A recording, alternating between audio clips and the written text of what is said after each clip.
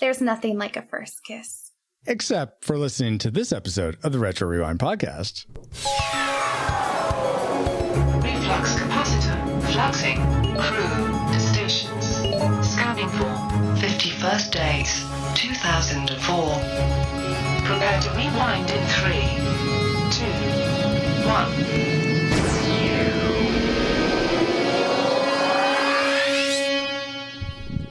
Welcome, Rewinders and new listeners, to the Retro Rewind podcast, where we take a fresh look at movies and games from 15 or more years ago.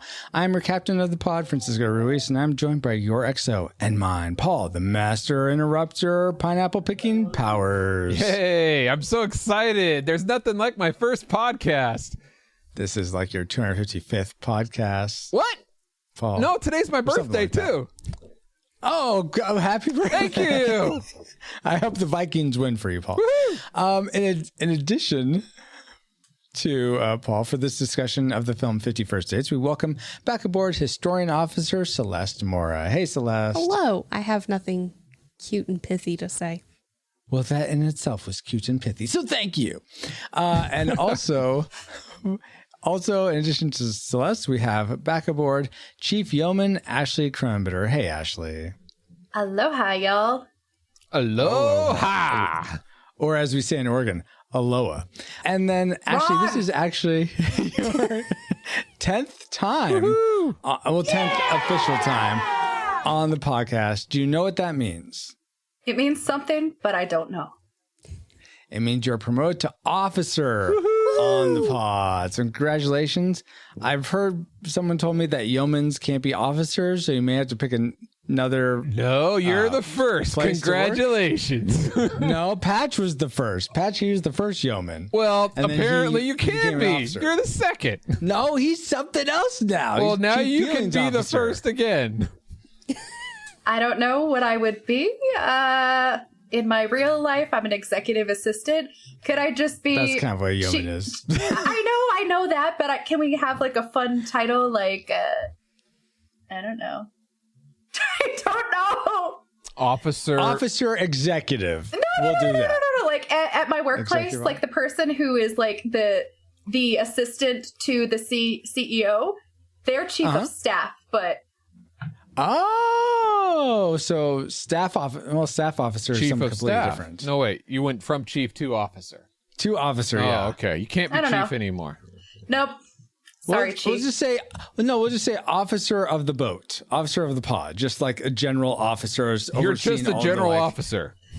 I Kind of don't like a know general what you would- Well, manager. I know there's like chief of the boat, so I was doing officer of the boat. We'll figure this out later. Can I just be an officer of administration or something fun? I don't know Sure, if you administrative want officer. Sure, I'm so that excited works. for my There you first go. podcast. me. Hi, Tom. Hi. Glad you're here, Paul. Me too. And now that you have a not so quick flyby of who we are, Paul, can you give us a quick overview of the production specs for 51st Days? And also, one more time, congratulations, Ashley. I'm so glad you and Celeste are back. Go for it, Paul. Thank you. All right. So 51st Kisses was released December 30th in 2017 Paul. in Japan. Paul. It runs an hour. Paul. Yeah. Paul. I'm so excited. Oh my gosh. This is 51st Dates, not 51st Kisses. Oh. I mean, it still applies. Oh. Not That's wrong. not the same thing. No, they're different. Oh, you want the Adam Sandler movie? Yeah. Oh, that's the one. no. Hold on. Okay. 51st Dates was released February 13th There we of go. 2004, so it's a Valentine's movie. It runs an hour and 39 minutes and is rated PG-13. It was directed by Peter Segal, who I'm calling Steven's brother. All right, it was written by George Wing, with lead stars being Adam Sandler, Drew Barrymore, and Rob Schneider, the copy guy. The music was composed by Ted Castellucci. Sure. And are you ready for the box office trivia? Yes. I am ready. Celeste and Ashley, are you both ready? Yes. Awesome. You know And what? anyone in live here in chat is welcome to play along. Go for it, Paul. Okay, 51st Dates was made for about $75 million and earned almost $200 million in the box office. Whoa. So, given this and the fact that it was released theatrically in 2004, how high in the box office do you think it ranks among the movies of 1994? Sorry, 2004. We'll go for the top 50. Top 50. 42. Okay. 22 or 42? 42. 42. All right, Celeste. How about you, Ashley? 22. Ooh, 22. I'm going to guess 12. Just keep the twos going. Bobo guesses 42 also. Stacey's guess is 50. Paul, what was the actual final placement? 50 would have been good. 42.5. Oh my gosh. 50 would have been good for 50 Starbucks. First Dates. But no, it was actually 26. So the people who guessed 22. That would be me. Yes. Yeah, 22. So I think that's just Ashley. Yes. So congrats, Ashley. Good job. Yay. That's why she got promoted. I'm winning everything. Exactly. Good guessing. Awesome. Well, thank you for those factoids, Paul. And let's see if any of them factor into our memory mind meld or subsequent roundtable discussion, which we'll get into once Alice has located our target film. Alert, alert. Approaching target. Spoilers incoming. Establishing analysis vector. This Valentine's Day, roses are red, violets are blue. Good morning. Every day she'll ask, who the hell are you? I've never even met you. Good luck with that memory problem. You're starting to freak me out. This Friday, Here she comes. Look cute. 50 First Dates. Why would you do this to me? Rated PG-13. Opens Friday. Yes, why would Blank. you do this to me? I don't really know. But, does love stink? Does it not? It depends on what we remember. But speaking of memories, let's get into our memory mind meld synopsis for 50 First Dates. Happy Gilmore got kicked out of his grandmother's house and is now living at an aquarium in Hawaii while pretending to be different people to get women that are vacationing in Hawaii. Billy Madison falls in love with Josie Grossi. Yes. Okay. But she forgets him immediately because E.T. wiped her memory. That sounds just about right. He then proceeds to attempt to date her with the help of his very inappropriate friend, Hawaiian Deuce Bigelow, married with children. The forgetful Charlie's Angel, wakes up on a boat with no idea where she is or what is going on. Cut to VHS that makes everything okay until the same thing happens again tomorrow. I mean, that's pretty much all right, except none of those people are in this movie. Josie Grossi, Happy Gilmore? No, we were definitely decepted. But based on those memories, as flawed as they were, what rating did they lead you to predict for this film before your rewatch of it? Let's start with Celeste again. What was your prediction for 50 First Dates? I predicted tragic. Nice. Whoa, okay. Tragic. Coming out of the Ashley, gate how about- swinging. Love it. Right? I'm How on the about you, opposite end of the spectrum. I went with classic because I just have the fondest memories of this movie. So I'm like, will it live up? Got it. Paul, how about you? Well, we need to bring it back down because I predicted tragic. I only saw this once and I wasn't that thrilled about rewatching it again. So Okay. Well, I'm just going to have to bring it right back up because I predicted classic as well. I'm really enjoying this. Seen it several times. Is it going to be a split? What? Is it going to be a split? I mean, for predictions it is, but it'll be really interesting to see if those predictions pan out. But first, let's get into the things we liked most about 50 First Dates. Let's spin a bar. Best three. Top 3 things, and let's start with Ashley this time. What's one thing you liked about 50 First Dates? Okay, well, right out the gate, as the movie was opening, just how beautiful the cinematography was, how beautiful this world that they were in, being in the setting of Hawaii, just how enchanting it was. And I just fell in love with the scenery, and they utilized it all throughout the scenes, from the Hukilau Cafe to where Lucy and her family lived to the aquarium. They went all over the islands, and it was just absolutely beautiful. It made me want to almost vacation there someday if I could afford it. Except they didn't go to the part where they keep the dinosaurs in Jurassic Park. I was kind of bummed about that. They couldn't get the insurance for that, Paul. Oh, that makes sense. And I'm pretty sure that's closer to Costa Rica, so... Blowing my mind. You know what? I was just getting lost in all the scenery. I'm so excited for my first podcast. That's great, Paul. Yeah. What else? What was exciting for you about 51st Dates? I completely agree with Ashley. The scenery of Hawaii just brings this movie up to another level. It's not like most movies that are just, in the big city or in the little village. Being somewhere different, I think it brings it up to the next level. Also, a little bonus thing is having a supporting cast that includes Sean Astin and Dan Aykroyd just brings it up a little bit more. I mean, these are not stellar performances that, hey, you need to go check these roles out by these people. No. But having them in there just, I think, like being in Hawaii, elevates the movie. Yeah. Absolutely. I was totally gonna say something riffing off what you said, Paul, but it totally blanked. That's okay. Goonies never say die.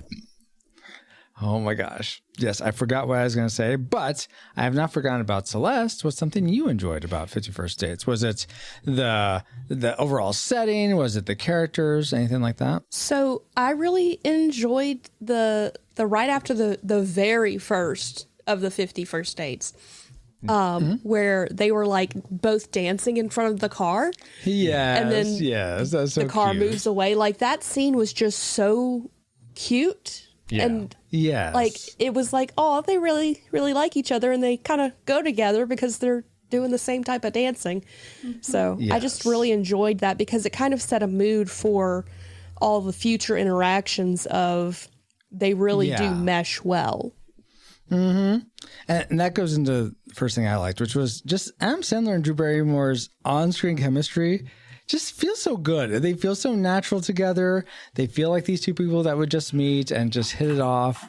And yeah, I just really enjoyed watching them play off each other in this romantic way. So that's something I really liked. Let's go back to Paul. What's something else you really liked about this film? I was really impressed by the trained animals, like the walrus and the penguins. Yeah. That was such a delight to see. The dolphins, and I was not, again, something that just elevated this movie. I was really pleased by that. Yes. Oh, I remember what I was going to say. So you spoke to Paul that you really like the Hawaiian setting, that usually it's like filmed in a city or something like that. Yeah. And apparently this was originally going to be shot in Seattle. Like that's where the original script was written. But they wanted something else. So they went with Hawaii. The Sandman wanted to vacation in Hawaii. That's why. Yeah, that's why. Awesome. So let's go to Ashley next. What's something else you liked about this film? Well, I did like the trained animals and how the characters in the movie did play off of them. I really enjoyed the cast of supporting characters because there were just so many different dynamics going on. That's true. I particularly was really fond of the father character, Marlon, and just how much it was evident that he loved his daughter, was doing everything to protect her and help her through in the aftermath. And then two other characters that I really found myself liking were the supporting players at the Hukilau. I really liked Sue and Nick. Tattoo Face, yeah, Nick, aka Tattoo Face, and Sue, who was the one who ultimately broke it to Adam Sandler for the very first time, is like, yeah, she's never going to remember you. Yeah. And then you find out later in the movie that she has this connection to their family because she was actually the Drew Barrymore character's mother's best friend. So it just brought it back full circle for me because obviously like this little cafe became a larger part of their community, and everyone who went there, like they knew each other and they supported each other, and it was just a really nice thing to see. Yeah. Awesome. Yeah, absolutely. Let's go back to Celeste. What's something you really connected with? I really, just to play off of Ashley's, I really loved the connection with the people at the diner. the overprotectiveness of them, where they treated her like family. Yeah. So it wasn't even just Nick and Sue. The old guy who was there every day, who kept telling Adam Sandler he was an idiot. Yeah. Are Like, you staring at me or her? Or 'Cause her. You're starting to freak me out. yeah. Like, it's kind of like everybody really loved her, and they were trying to protect her. So they were doing everything in their capabilities to do so. Absolutely. Yeah, that was a really sweet thing. One more like that I had before we get to our classic makers was I loved how you guys were talking about connection and these characters and how they're all connected. I just busted up laughing at the connection of Lucy's bat to what's his name? Ula, played by Rob Schneider. When he's Adam Sandler's character Henry's getting Ula to pretend to rob him. And Lucy, Drew Barrymore's character, just stops and takes out this bat because she's apparently a community watch thing. It just starts wailing. And it's just. I think he's good. It's not enough. Like that. I legitimately was laughing out loud at that one. That had to hurt. Yes. And I loved how she stops and says, "Are you okay?" And he's like, "No, I think he's done enough." "No, he hasn't." Da, da, da. And then when he's running away, she goes from this like, "Yeah, you better run," to this really sweet and bubbliness with Henry Adam Sandler, which I don't know, the juxtaposition of that was just very funny, and Rob Schneider's physical comedy and reactions to that were just great. I just busted up laughing at that part. So that is my second like, but now it's time to get to the things we loved most about 50 First Dates, our classic makers. Let's start with Celeste this time. What did you love most? My favorite thing was just how wholesome the romance was. Like, it was just really sweet, and Adam Sandler played someone who legitimately cared and turned from this guy who refused to make connections and was just using women to someone who was legitimately willing to give up his dreams. Yeah. Thanks a lot for stealing my maker, Celeste. You're welcome. But no, it's really the emotional sweetness of this movie just had me tearing up in a lot of places. I loved how they cared about each other, how they grew, and just that he's making this video to try to help so that Lucy's dad and brother don't have to lie to her every day, and how much he cares about her in all these ways. And they didn't have to lie to her every day. That was their choice.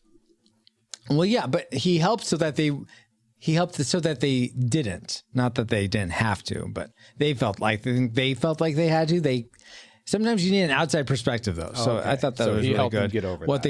He helped give them a different option than traumatizing her every day. Yeah, absolutely. And that goes to that part where, when she reacted badly, he's like, I think she reacts badly because this is a setup and she knows it. So he responded differently and tried to identify an alternate solution to let her know. You would think they would try that, a week or two of it not working well. Yeah. Not a year. Wait. Oh. Well, no, it seemed like the setup thing was working for the most part. Yeah, just until it didn't. Right. And then but that's a lot of work they have to do every night. Repaint and every the day. studio every night, get the pineapple out of the freezer, rewind the Vikings game, repackage the birthday gift, get a... It's a lot of paint. And what do they do for a living that allows them to... They're fishermen. They're fishermen. Yeah. They make great catches of fish. Although I don't know when they had time to do great catches of fish. Maybe I don't know when Adam Sandler had time to go and court Lucy every day, but somehow he made a time for it. He's working part-time at the aquarium. Apparently. But yeah, the sweetness, like you said, Celeste, is definitely my classic maker as well. Paul, what did you love most about this time watching? All right, so the setup of this film, the story, is that this lady has her memory basically wiped every night after she falls asleep. So she has to go through a lot and it has to be... And for someone to date someone like this, who like you have to get to know him each time, that's a lot of work. So you have to have somebody who is willing. I'm not talking about Adam Sandler, who's like willing to do that extra work, but someone who is worthy of that extra work to be done for, if that makes sense. Oh yeah. So you're talking about Drew Barrymore's I'm talking about Drew Barrymore's character, and the way she comes across on screen, I think she nails it. I mean, she comes across as someone, at least to me, someone who, this is somebody special that is worth the extra effort for, and you need somebody like that for this role, and this is spot on. That was actually one of my likes that didn't make it to the list of actually being said, is she just did so well with the performance. Like, even when she was running to the end of the pier and screaming, like she was. Yeah, that was such an emotional. It was. She did such a great job of personifying this character that was so sweet, but was legitimately losing everything every day. So the handling the ups and the downs.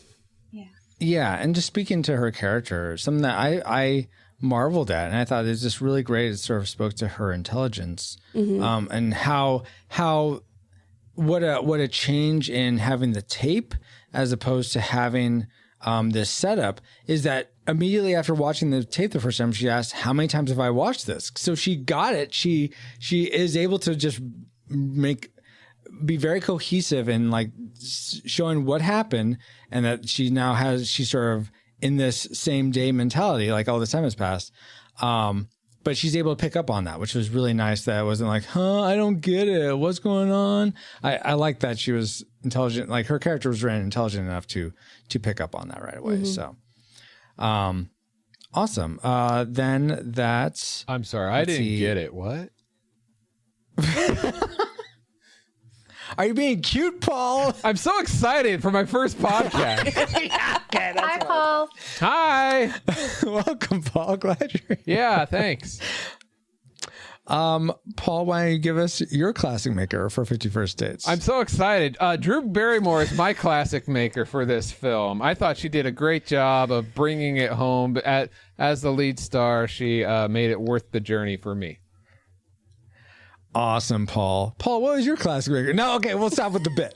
Let's go to Ashley next. What was your classic maker? We'll end with, your classic maker for 50 First Dates. Yeah, well, I have to agree with all of y'all that so much of that was on my like list. Drew Barrymore's incredible range in her character and just having this believability and all the different aspects of her character that we see, from her intense reactions to finding out upsetting news to her falling for someone for the very first time, and just how sweet and innocent that was. But you don't know it's the first time. Well, I guess you don't. The very first time, yes, you do. But outside of that, like it contributes to really what I enjoyed most in this film, which was actually the character growth that you saw in Adam Sandler's character, from being completely uncommitted to meeting this person that he just has this instant attraction to, and this connection. And at first he's kind of second guessing himself because she's a local, and he never wanted to have roots and have connections with people nearby to be tied down. But somewhere along the line, when they have this connection, he goes from this person who wants nothing to do with anyone but himself to basically giving up his life and sacrificing for this person and wanting to make her life complete, like making it better and finding a way to deal with this huge challenge that they have and finding a way to make it work. And the fact that once he gets to this point where he's able to essentially make her fall in love with him every single day, like that is such intense character growth, from going from one extreme to the other, and just seeing that happen. And even when he fails, like he goes, it's just one day. And I think of this one line he says is like, well, you like me on most days. And like every day is a little different, and the different ways that he goes to get her attention, leading up to the video when he was told stay away from the hooky lao. He went out of his way just to meet her day after day after day. And I don't know, it was just so beautiful to see such growth in a character when you don't usually see that in Adam Sandler movies with his characters. They're usually kind of one dimensional, one note, and you don't really see anything change with them. So that was a breath of fresh air, and why Absolutely. I absolutely just loved it so much. So M. Sandler really clicked with you, I guess you could say. You could say so. I don't worry, guys. I won't get punch drunk love on you. I think it's time for Not like somebody you're to speaking tell. Spanglish or anything. Time to tell somebody Exactly. a bedtime story because I think he's getting tired. Yes. Oh my gosh. Okay, this conversation is getting very blended. Let's get back on point. We've all given the things we liked most. Maybe it's time to get into things we didn't like. What? Sorry, guys. Looking at my notes again, there's something I just have to get off my chest that I liked so much. Let me guess. The Wedding Singer? No. Close, though. Oh. The Untold Podcast. Oh. The Untold Podcast is a speculative fiction podcast utilizing the genres of sci-fi, fantasy, and horror, among others, in order to engage the culture's imagination from a Christian worldview. Every month, Nathan James Norman produces and narrates a new story presented in a unique and dynamic way. Check out the Untold Podcast at untoldpodcast.com to listen and leave them a review on Apple Podcasts. All right. That's great. I'm so excited for my first podcast. But what does that have to do with 50 First Dates? Well, they were, so fiction is a type of lie, and they were lying to Lucy every day Sure. after her accident for the most part. So that's check out exactly. the Untold Podcast, the podcast of lies. Okay. That's not how I quite meant it, Paul, but Yeah, I still don't All right, understand what how- that has to do with this movie. well, okay. Well, would you understand some trivia having to do with this movie, Paul? Maybe. Let's hear it. Okay, let's try. All right. Did you all realize that the neurological condition which Lucy suffers, that's it's called Goldfield syndrome in the movie, is entirely fictional Yeah. or a lie? Yes, I did. True antegrade amnesia affects either short-term memory, which can last minutes or seconds, or intermediate-term memory, which can last days or weeks. So here's my question to you guys. If you had a medical ailment named after you, what would be the symptoms? So let's start with something called the Cronenbitter condition. So Ashley, what would your symptoms be? Well, my symptoms, if I really had to think about it, I think I would just have this intense desire to only consume pizza. And anytime I sniffed, the world would just smell like pizza. Nice. And I would just be truly motivated by pizza all the time.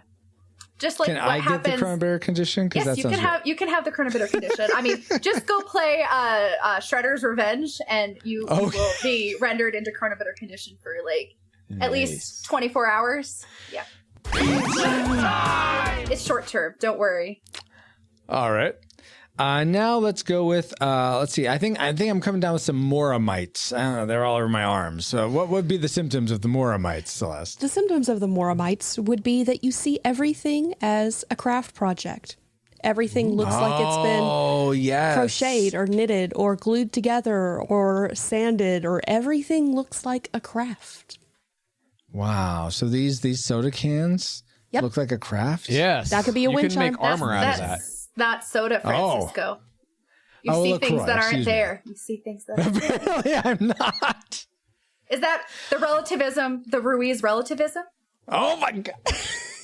We're not talking about me, but we are going to talk about the Powers Plague. What symptoms do I get if I come down with the Powers Plague? You Paul? do not want the sounds powers intense. plague, but just because it sounds like you get superpowers. But it's a plague because they're useless superpowers that you don't want.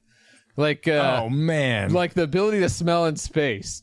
You can smell something, but you die. Like, it's just... Would So, you and be it- able it's to smell, random. though? So? Random powers. Okay. Like, logistically, never mind. Don't worry about it. Yeah, maybe you can. Maybe it's a useless power. Maybe it's spreading. You got it. I'm trying to. My brain went to the science of smelling, and I'm like, but scents come on air, and there's no air in space. So how would you smell anything if there's no gases? Because there's particles why he floating has the in. powers. Yes. Yeah, that He can smell. Maybe you can smell light radiation or something. Yeah. relativism. Yeah, exactly. And there's other Anyway, superpowers that you don't want. I'm not Yeah, doing the yeah. Ruiz relativism. Oh, come on. You want to play that game. All right. No, because I'm not relativistic for the most Apparently, Francisco has no relatives. So great trivia, Francisco. And now that we've had some trivial fun, let's find out what memories you, our rad rewinders, had about 50 first dates.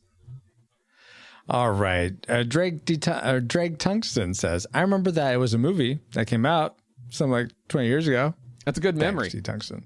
Yep. Better than some. Dustin Warford said that Adam Sandler does what every husband should do.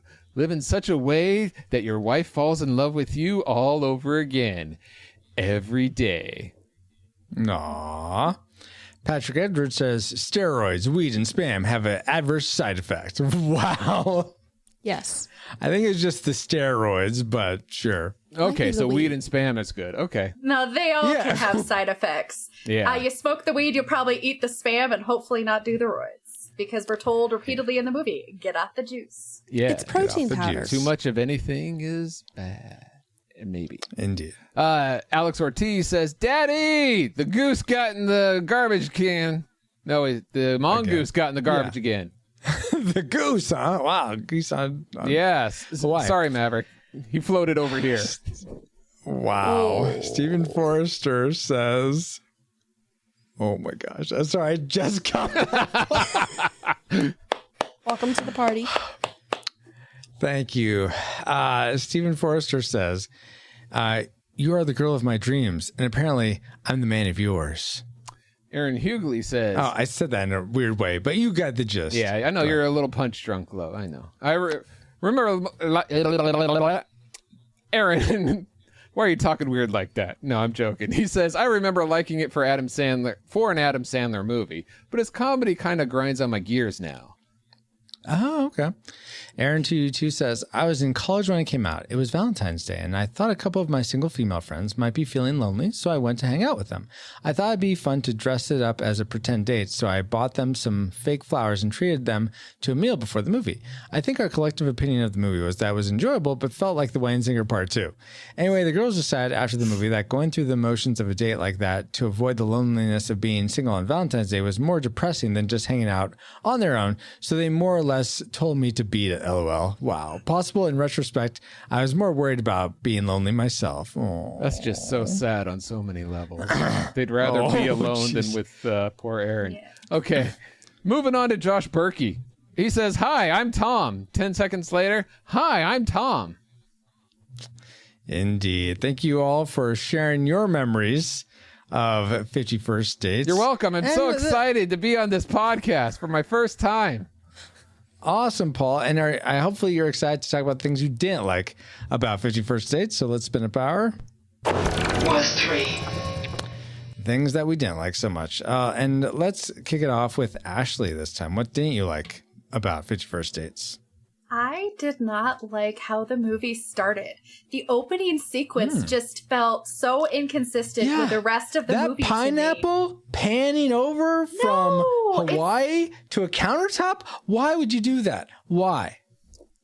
Not what I meant. But moving on. But the opening sequences, it just felt so out of touch. I knew they needed to set up the character of Henry somehow.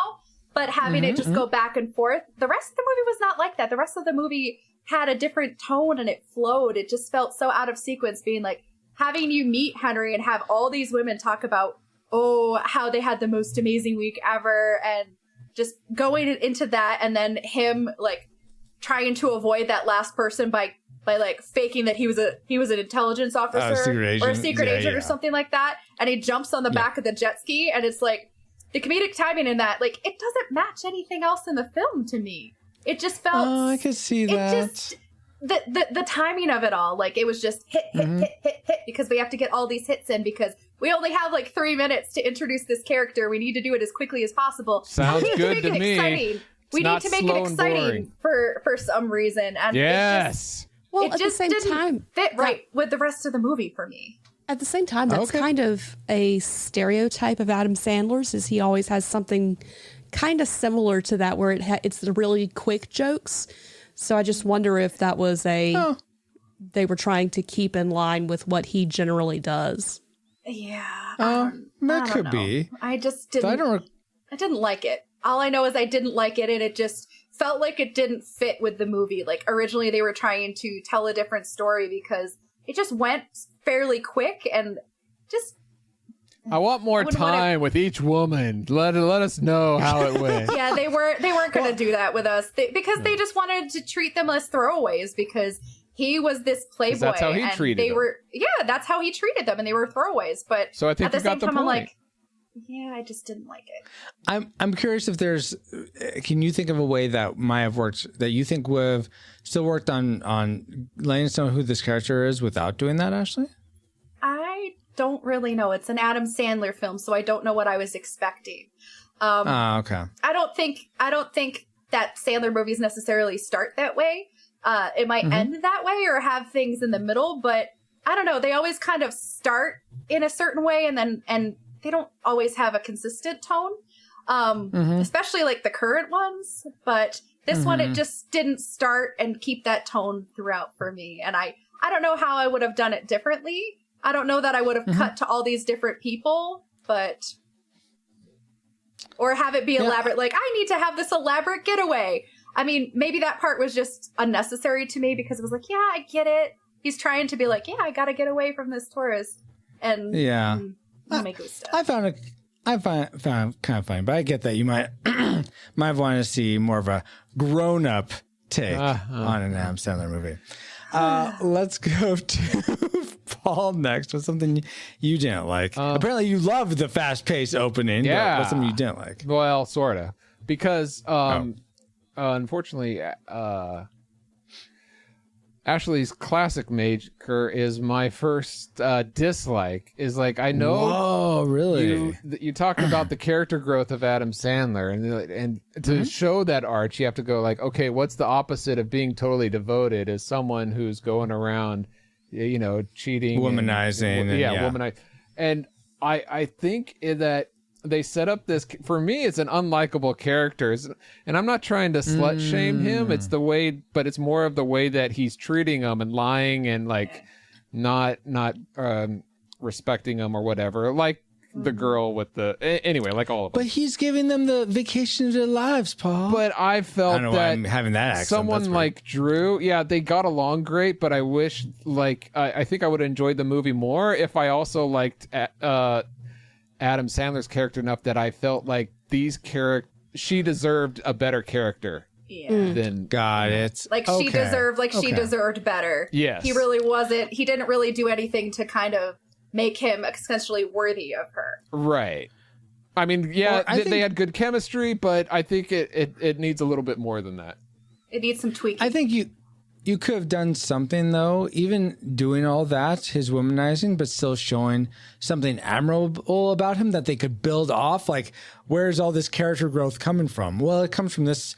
I mean, whatever you want to use for their save the cat that would be even a longer movie, intro for Ashley. You don't want to do that. Oh, my gosh. Wow. I don't know. Well, I'm just trying to give boring. options. Yeah. Trying to fix this movie for you guys. Celeste, what can I fix about this movie for you? So I really did not like Rob Schneider's character. I agree. Yes, thank you. Terrible.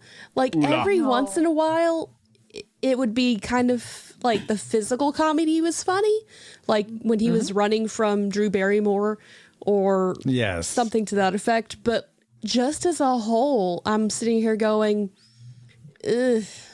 Like I really hated every time he was on screen. Yes. Oh, so much. That goes into, and I'm still not sure if this is ultimately going to be my tragic maker or not, but I'll go into it. We'll say it's my tragic maker, so we'll just skip ahead for me. And it's I feel like there are characters in this that just did not need to be in there. Oh, no, I know. Yeah, this will be my tragic maker. And then I remember what this will be. Okay. Like Jack and Jill, they don't belong in here. Oh my gosh, Paul. That's the that's the Dunkachino. Oh my word. If only I could figure out a way to work pixels in this conversation. Anyway, my tragic maker. My tragic maker is that there are characters in this that I didn't make sense why they were here or why they were made the way they were. So the main one that I didn't like was Alexa. I feel like they didn't need Alexa in this movie. I don't really get it. Or the aquarium. She worked at the aquarium, but she wasn't necessary. She wasn't necessary. You could have just had a non-speaking part doing all those things, or background character. As small a part as that guy at the Callahan Institute, which, by the way, funny throwaway line that was named Callahan. Yeah. Found by T.B. Callahan, short for Tommy Boy Callahan. That was fun. But that one guy that says, "Oh man, he can't remember who he is. Go on up, sir." That guy. I mean, as small a part as that is, this guy, whoever would be an Alexa could have been. I just feel like so. Were there too many jokes at Alexa's expense? Or I don't understand because you said you don't know how these characters got here. Like they were written there or she works there. What part don't you understand? What is your tragic maker? I don't understand. Hold on. Okay. I don't think she was a necessary character. I feel like they essentially took the time they could have given to the intro to making the intro longer and chunkier. They gave to this character that we didn't need. Okay. And so that was part one of my tragic maker. Part two is I don't understand why they cast Rob Schneider as Ula. I think they're trying to cast him as a Hawaiian, like an ethnic Hawaiian. But it fell flat. It fell flat. I get sometimes there. I mean, I'm not a huge person who's like, oh no, you gotta have the right ethnicity for the time. But I mean, they had other Hawaiian people, Polynesian people playing parts, so I know you could find them. Yeah. And also, I think it would have been just a more amazing. He could have still had Hawaiian-looking kids because I think that'd been great if it was in a mixed race or mixed ethnicity marriage. Even though he didn't like his wife, but still, I think that would have been just great. I think that he could have been pretty much the same character, just not with the accent and not with the over tan. So that's my opinion. But then he wouldn't be. I felt like that was unnecessarily. Why did he need to be Hawaiian though? That's his useless superpower. No, oh my God. I think being on screen is his useless superpower. Yeah. I enjoyed him for the most part, but I just felt like he didn't need to be. Absolutely. They didn't need to make him ethnic bend him to be Hawaiian or Polynesian. So that was my track maker. Mainly those two characters. But let's get back to general dislikes since I jumped the gun. Let's go back to Ashley. What's something that you didn't like about the Wayans? Well, 51st Dates. 51st Dates.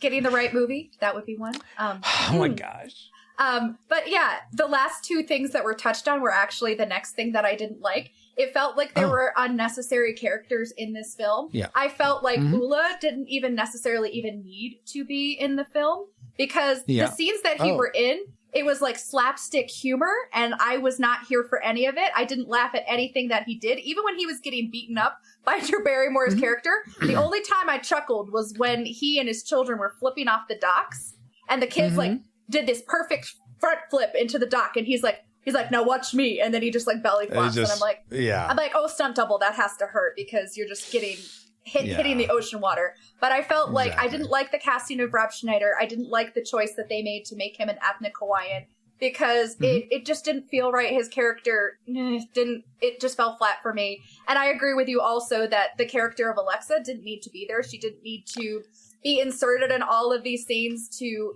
have jokes made at his expense, especially being like, well, is she a woman?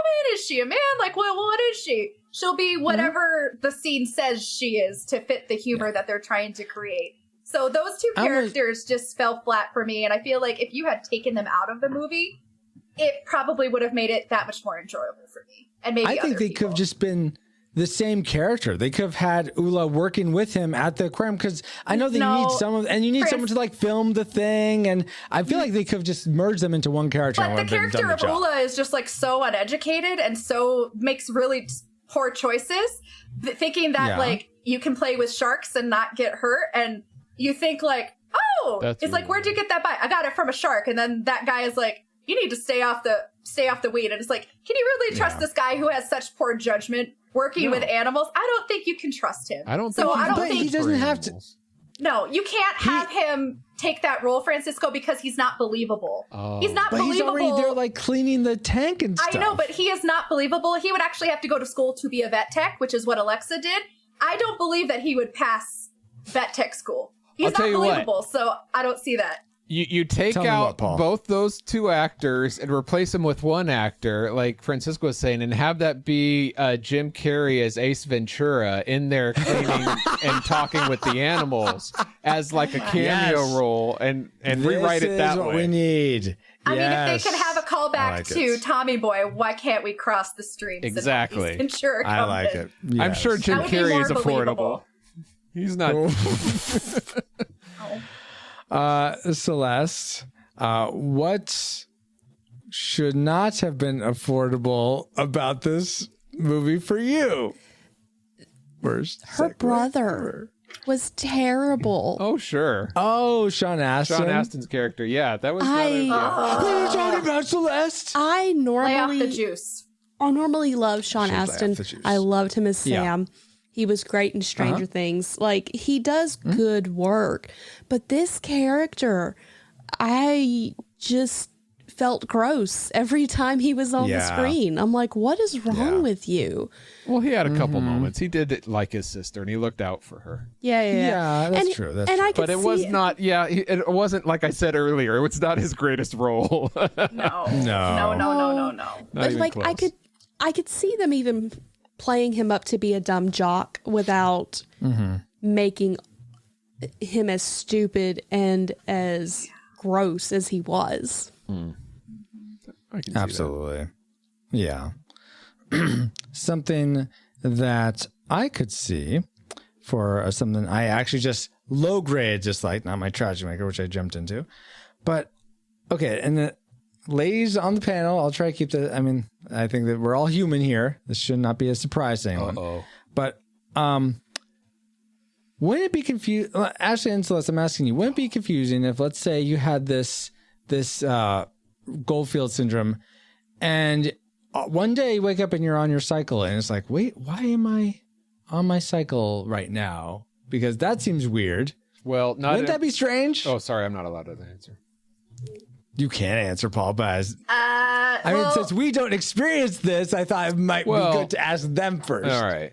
The only thing that I will say is because she has her long-term memories, she would have remembered experiencing that in the past and what it looks like. Oh, yeah. And I don't think it necessarily would have surprised her all that much, because sometimes women will be irregular and sometimes they can sneak up and surprise people. So all I'm going to say is I don't think she would be all that surprised. That's what I was going to say. It can come out of nowhere sometimes, and she knows how to deal with it and address it. So I don't think that there are far other things that, like an example that she uses in the movie where she says, like, since I don't remember if I woke up with a pregnant belly, or the interactions that they have. Well, what would happen? Your ruse is working now. Well, what would happen if she woke up and instantly saw herself 10 years older? And that was the father's nightmare. So there's all these other things that are going to be more kind of impactful to her than just having a cycle, because she's experienced it in the past. She knows how to address it. So I don't necessarily think that's going to be quite as impactful as like, somehow now she's pregnant, but she has no recollection of anything that led up to it because it didn't happen the day before her accident. Yeah. All right. That's fair. Okay. I'll take that. Well, then never mind. I guess that's not really so much of a dislike. I just thought that was interesting. But all right, let's go back to Paul. What's something else you don't like? I was fine with the trained animals, but I was not expecting, and I was completely grossed out by the walrus vomit. That was too much. That's my other dislike. Over the top, unnecessary. It was just so I know they were going for gross, but I don't need to see that. Like, there was a lot, and it was not pleasant. Right there with you, Paul. That was so stomach churning in so many ways. And then she was like, "This is what I live for." I'm like, "What are you doing? What? Okay, seek animals," and it's just like, no. Anyway, now let's get, as tragic as that moment was, let's get into our tragic makers. I already went. Let's start with Celeste. What did you hate most about 50 First Dates? My tragic maker was the crude humor. Yeah. There was too much of it. And if it was that type of movie, like I wouldn't be okay with it, but at least I'd know what to expect. But you have the contrast of it's such a sweet and wholesome love story, and then you have all the crude humor. Like I don't care about walruses. I don't care about all of the other jokes that were being made. Right. And it just, it would be like there'd be this nice, sweet, kind moment, and then somebody would make a joke. And I'm like, no, that's terrible. Get your fish hands out of here. Ugh, yuck. Yeah. Yeah. So I know that's not what you meant. But it was too much. Like, it was, for the feel of the love story, it was too opposite of what was going on. Like, it was this sweet love story that honestly would have made a pretty good movie as a basis. But then you put all these terrible jokes in there, and I'm just sitting here going, you're just putting that in there because it's Adam Sandler and Rob Schneider. Like, no other reason. I could see that. It didn't really affect me in the same way, but I can totally understand how that would be like, or like Paul said, like pick a lane, like choose, are you gonna be a sweet movie or are you gonna be raunchy? Yeah, just decide. Decide. Ashley, what did you decide was your tragic maker for 50 First Dates? Mine is very aspect or something else? Yeah, mine is very similar to Celeste, where I do think the crude humor was really hard to stomach at time. Like there were some jokes that were delightful and innocent. Like you think of how his like he faked his car battery jumping. And he's like, I can't believe you fell for it. And then she goes, but my grandfather died in a jumper cable accident. And then he's like, I'm sorry. She goes, oh, I can't believe you fell for it. So they proved that there could be like cute little jokes as they played around with each other. But my tragic maker was how the tone throughout the movie was inconsistent. It takes both what Celeste said and what Paul was saying about staying in their lane, because this movie is what most people would assume would be a romantic comedy, but there were so many things happening in this movie. There was drama, like whenever she would find out that she had this brain injury, and you would see the chops of Drew Barrymore when she was screaming or crying, and seeing Adam Sandler just have all these sweet moments. And then other times, like, the characters will be together and they'll be like kissing in the aquarium, and then all of a sudden there's Ula in the background being a perv watching them. Like, why? Why was he there? Why? It's like, why was he there? Holding his breath out cleaning the tank, guys. He's cleaning the tank. He was not cleaning the tank. He was just swimming up the side, and he was like making gestures. And I mean, that's why he's there. But the tone was just inconsistent. And I feel like most rom-coms, at least other rom-coms that Sandler has done, even one with Drew Barrymore, they do a better job of having the jokes fit within the world that these people are in. I'm going to have to disagree with you on that, with the exception being The Wedding Singer. In fact, I think the Sandler Drew Barrymore movies just get worse from here on out. As far as tones and everything. One more after this? Yeah, Blended. Blended comes after. It was in the 2010s. It's the worst by far, and it is a downward slope. But honestly, like this movie, it was all over the place. It had just inconsistent tone, like joking, and then like even characters joking about the walrus thing, and then Dan Aykroyd would be like, I'm the first, and then he's like, hey, that's my joke, and I'm like, I don't know why you have to like add these things. I know that he works with walruses, but so many things were just unnecessary, and it just made the tone so inconsistent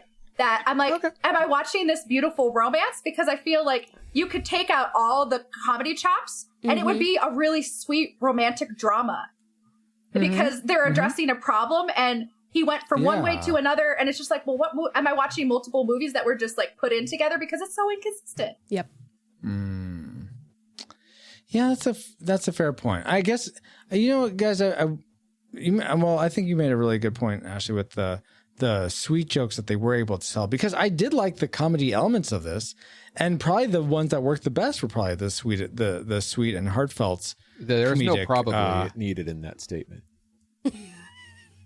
What did I say? You said they probably were better. No, they were better. They were better. Okay. Because they proved that they could do it. Because most of the scenes, and like even a joke like when Adam Sandler's character went to visit, and he's like, "Happy birthday, Dad. What are you, 200?"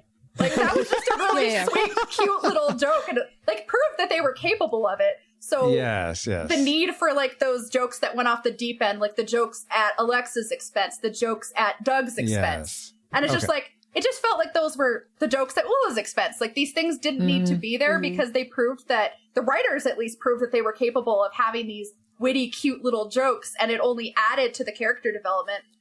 And by having all those elements in there, it just made for a disjointed viewing experience.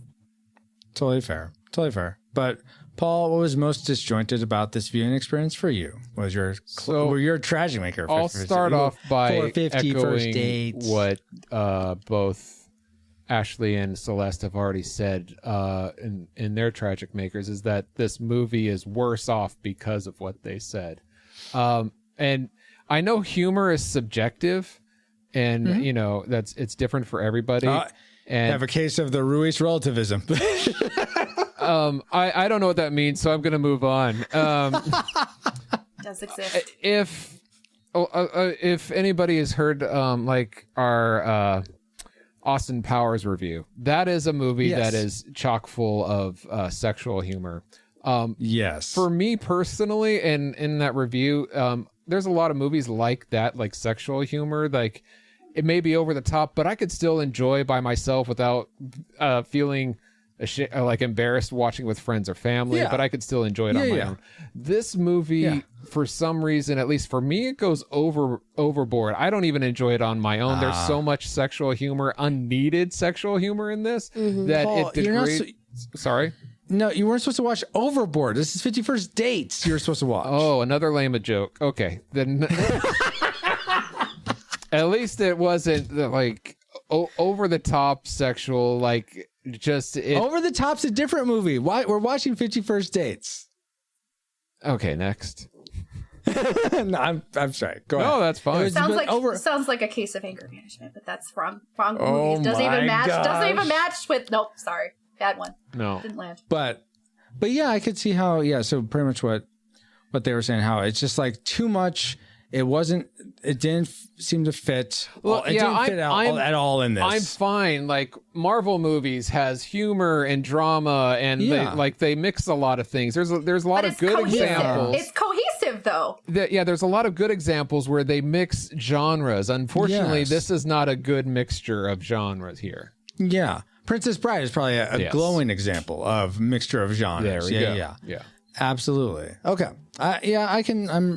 I can see everything what you guys are saying. I don't think I have any real disagreement with any of it. So yeah, that's why it's tragic. Oh my, we're not there yet, Paul. But now that we have entered all our trajectories into the firing computer, so you have a firing solution for us. Firing solution complete. Rating salvo at the ready. On your mark. Salvo authority. Salvo at the ready. What? Okay, Mr. Do we Deeds. rate 51st Dates? Don't make me go little Nicky on you. Do we need to send in the water boy? Yes. Oh my gosh. Now that's some high quality H2O. Yep. Oh my gosh. Do we rate 51st Dates a classic? Would recommend anyone go and see this movie, whether or not they've seen it before. A nostalgic, if you remember liking it when you watched it in your past at some point, then definitely if you give it a rewatch, you will be happy. It'll be a fun time to re-experience it. But if you've never seen it before, just forget about it. Or do we rate it a tragic? It's not worth anyone's time today. If you've never seen it before, keep it that way. And if you have seen it before, don't sully any good memories you have of the sweet romance with a rewatch. So let's begin with Celeste. You had predicted tragic. What did your final rating end up being? Tragic. Whoa! Oh man! As much as I loved the love story, the entire rest of the humor threw me completely off. Like, I enjoyed watching it this time, but it's not one I'm ever going to purposefully watch again unless it's for another situation like this where I've been asked to review it. Like, it's not the bottom shelf part. Right. It's not one that I'm gonna purposely be like, I'm going to go watch this movie. I have rom-coms that I will go, I'm going to go watch this movie. This will never make that list. For example, so that people sort of can balance, sort of have an idea of your taste. Like, what would be a rom-com you would recommend or you would go watch? Miss Congeniality. Okay. What's the Runaway Bride? Oh, Runaway Bride's so good. I love that one. Speed. I actually do like the movie Overboard. I haven't seen that one. Overboard. Okay. Not the remake's fun too. I don't think of Speed as a romantic comedy, but I also watched it with my father-in-law, who was explaining to me why the physics didn't work when the bus jumped, and I was too busy going, how do you know the physics of this, Gilbert? Rather than paying attention, because while my father-in-law is a very, very intelligent man, he doesn't always display that. So I was too busy being shocked for Speed. But and I'm shocked that you read 50 First Dates of Tragic. Oh, I'm not. Baba Go ahead. recommends Eraserhead for another rom-com. Oh my word. What the world? Is this your first podcast too? It must be. Oh, Edward Scissorhands. Oh, my word. I liked that one too. Edward Scissorhands. I like that I feel movie. like it's much more of a drama. Clueless. Yes. Okay. Ashley, We'll have this 50 First conversation Dates. What was you had predicted classic? What did it end up being for you? Oh man, this is so hard because I had the fondest memories of this movie, and honestly, It's only like done with the rewatch. loves. Yeah, I did, and there were so many good parts, and I wanted to keep it a classic. Heck, I even wanted to call it nostalgic. But there were so many parts that were just so hard to watch that I wanted to fast forward through and wanted to erase entire characters from the movie and thinking, can we just like have a YouTube edit where we just cut out all that stuff and that movie will be worthy of That would be classic. amazing. I was wondering about that. Yeah, so if someone can do that, please, I'm just going to send that out to the interwebs. Can we make this cut where we take out all the crude jokes and we take out all the unnecessary characters? Yeah. That will get my classic rating. But unfortunately, with this existing as it is, all I can give it is tragic. Go watch The Wedding Singer. It is the best Sandler-Barrymore movie out there. It set the stage. It was the only reason why this movie was created. And it was going to be called 50 First Kisses, but they didn't want to get it confused with Drew Barrymore's other rom-com, Never Been Kissed, which is actually a better film than this one. So if you want to go watch a Barrymore rom-com, go watch Never Been Kissed, or stick to the original source in The Wedding Singer. We'll be talking about that. I will say, we don't know for sure if The Wedding Singer will hold up. Maybe it'll be filled with raunchy comedy we don't remember. I watch The Wedding Singer all the time, and I've watched it with my family, and it's so different. It's so different. All right. It's actually good. We shall see. It's actually good. Wow. It's actually good. Actually Paul, good. Yeah. why don't you give me an actually good final rating for you? You had predicted tragic as well. That's right. Did it stay the same or change? I was surprised how much I enjoyed this film this time around. Not enough to rate it a classic. But it did bump it up to a nostalgic. I think if you enjoyed this movie, you might enjoy. And I mean, Ashley aside, I think you might enjoy it because maybe you're the kind of person that likes this humor and the romance. If you haven't seen it, I would definitely not recommend seeing it. Go watch Ever After or Never Been Kissed or The Wedding Singer. Definitely check out The Wedding Singer. E.T. No, don't watch E.T. Never watch E.T. Never Stay away watch from E.T. E.T.'s already home, and he won't even watch his own movie, so. Wow. Exactly.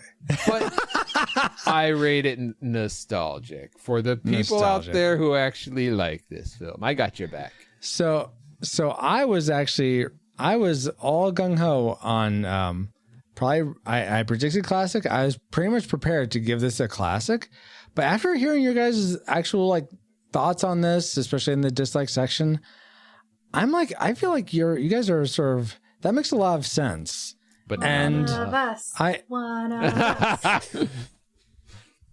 One of us? But not enough to make it a tragic. I'm going to have to go with my XO here, Paul. It definitely bumped it down to a nostalgic. So, which I'm disappointed about because I would watch this again because I love the sweetness of the characters and there are so many moments where I was just I was getting choked up with how those are moments. Go watch a YouTube video if you want moments. Those are moments. So here we go. If you take those moments and just make them into a film, Like, take out all the Christmas. He would hate that. That is worthy of a classic. That's where, the Monty Python and the Holy Grail comes in. He would hate that. That's true. But life is but a series of moments. Does that mean he's... That's true. I'm not living a movie. How do you know? I don't know. Some people, of a movie. Some people would say that life can be like a movie, especially when it has a great love story. Have you seen The Truman Show? That's a good point. How do you know? I do see a video on you. Oh my gosh. Regardless, I'm sticking with nostalgic. I think nostalgic is good. I could totally see myself revisiting this movie again. I watched it several times throughout my life. That's fine. I'll just watch it on repeat every summer because I will for spite. No, you won't. Anyway, according to the Retro Rewind podcast, we are at a draw. So we will have to leave it to our patrons at the $5 tier, our Rewind Republic, to help us decide the final rating for this podcast. So, Francisco from the future, what did they rate it? Thank you, Francisco and crew from the past. So, according to our Rewind Republic patrons, they also rate 50 First Dates a draw. So... it is my duty as captain to cast the final tie-breaking vote, and that would be, of course, nostalgic. So, according to the Retro Rewind podcast, we rate 50 First Dates a highly disputed nostalgic film. So let's get back to Francisco of the past and crew of the past right now. Wow. See? Okay. The patrons know what's happening. Too many people like this movie. They're trying to prove me wrong. They're just coming out of the weeds and trying to just make us wrong. I guess we're the odd They are entitled to their opinion. Yeah, to the right opinion. Even though I disagree with it, the masses have spoken. Yeah. Indeed. All right. So thank you so much to our Rewind Republic for helping us decide that vote. And now it's time to get back to our own time. Good old 20XX. 20XX? Comsat online. Receiving incoming transmission. Feels good to be back. But we wouldn't have been able to travel back to 2004 to begin with if it weren't for our amazing reflux capacitors, namely... Jared Holzhauer, Deborah Powers, Brian Keane, Patrick Hicks, Chris Cowan, Geek Devotions. No, you're right here. The Untold Podcast, James Caniston, Drew the Cellcast, Ashley Cronenberg. You're here too. Pastor Dewston, Kenneth Thin, Redeemed Otaku, That's Our Babo, Josh Adams, D. Tungsten, Andy Lewis, Jeff, The Dapper Man Reviews, Tony from the Retro Days, Mr. Lost, Daryl Hafner, Rosie, in addition to 7 other patrons as well.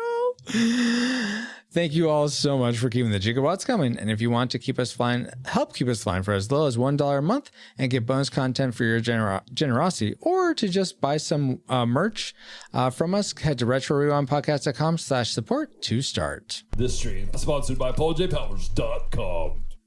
And while we're thanking people, we also want to give a big aloha hug to Celeste Moore and Ashley Kronbitter for supporting us with their thoughts about the tragic movie of 50 First Dates tonight. Well, it might be nostalgic. I don't remember. Anyway, let's go alphabetical order and start with Ashley. Where can people find you online? Or is there anything cool you got going on people should know about?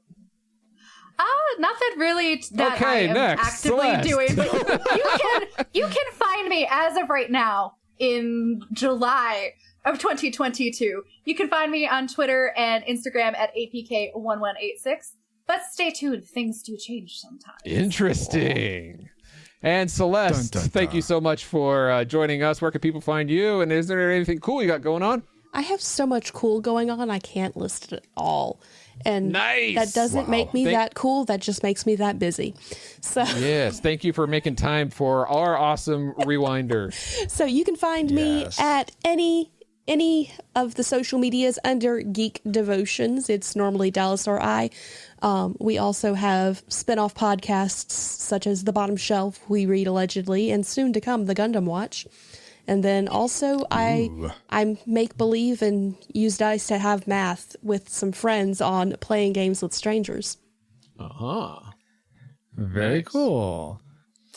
Thank you again so much, Celeste and Ashley, and my awesome pineapple picking friend Paul. Yes. Even though he has the Powers plague, but I really appreciate all of you and all you rewinders, new and old, for another fun voyage. And I'm so excited for my very first podcast. My name is PaulJPowers.com. You can find me at PaulJPowers.com. PaulJPowers.com? Yes. Thank you, Paul. And you can find me on our Discord for show announcements or just to say hi. Join us there at RetroRewindPodcast.com/Discord. This podcast is a proud member of Culture Box, a curated collection of podcasts, videos, and articles that will provide you a balanced meal of content. You will find culture celebrated for its past and future, satirized for its extremes, explored in study, and created anew in story. Point your web browser to culturebox.media. Who said that? Anyway, we are now part of Culture Box Media Network. Find all shows unpacking truth through story, comedy, and geekery at culturebox.media. With that, Captain, we are final approach to base, which is probably not Hawaii. Bummer. Probably not. Thank you, EXO, and thank you all for listening. We pray you are more joyful today than when you first hit play. But like a Pokemon, we gotta catch you all to see Go Ninja, Go Ninja, Go! For Teenage Mutant Ninja Turtles 2, Secret of the Ooze, our next episode of the Retro Rewind Podcast. Go. Retro Rewind mission complete.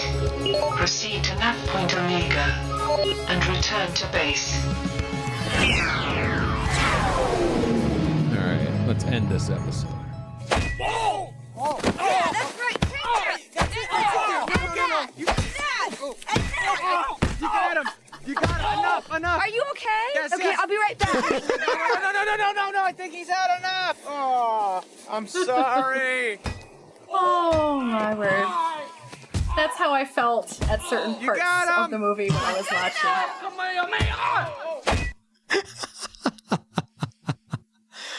Wow.